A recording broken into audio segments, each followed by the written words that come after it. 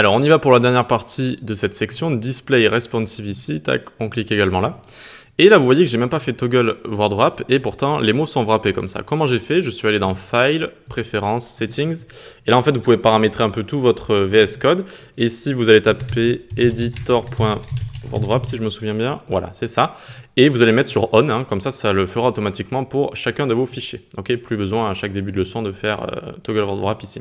Donc on va bien ici dans Display Responsive, on descend, tac, et tout simplement dans cette leçon on va voir comment rajouter les valeurs donc, de display à nos éléments avec des classes Bulma.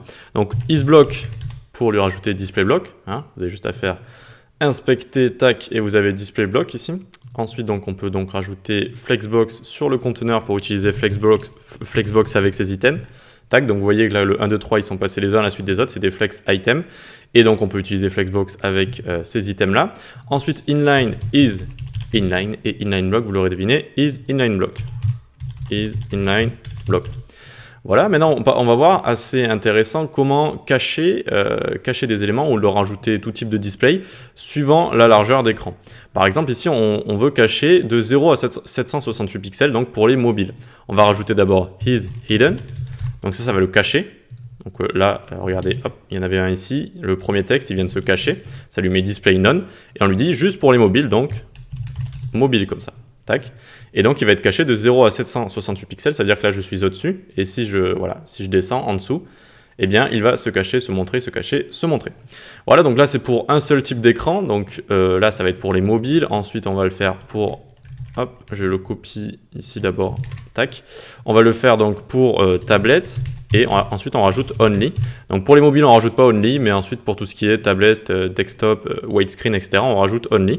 Donc ensuite on a desktop only, hop, on a widescreen only, tac.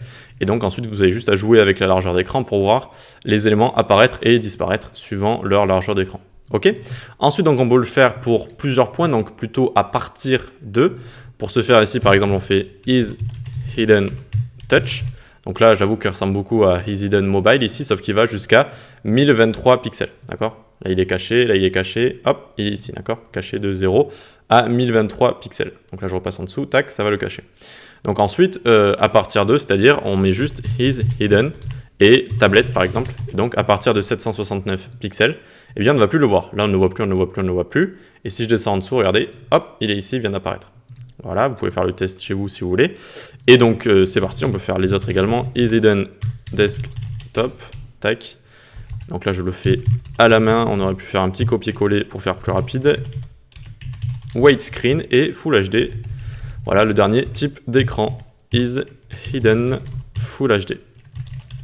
Et voilà, donc à partir de 1408 pixels, eh bien on ne le verra plus, regardez, il est tout en bas là, on monte, et tac, il a disparu. Ok. Donc voilà, ça c'est juste pour ajouter les valeurs de display facilement avec des classes et notamment aussi de manière responsive.